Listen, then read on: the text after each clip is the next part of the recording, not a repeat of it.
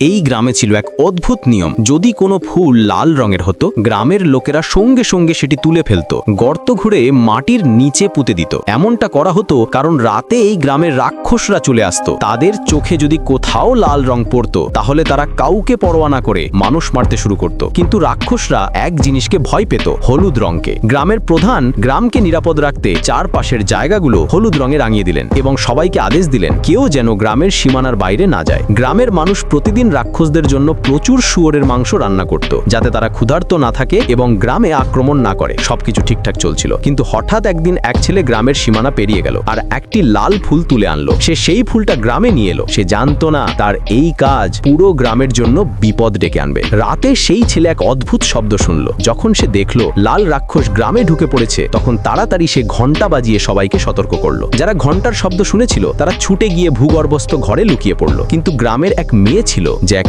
অন্ধ ছেলেকে অপেক্ষা করছিল। সে হাত নাড়ল, কিন্তু অন্ধ ছেলেটি সেটা দেখতে পেল না। ঠিক তখনই সামনে এসে দাঁড়ালো রাক্ষস। সৌভাগ্যবশত ঠিক সময় অন্ধ ছেলেটি এসে মেয়েটিকে নিয়ে ভূগর্ভস্থ ঘরে লুকিয়ে পড়ল।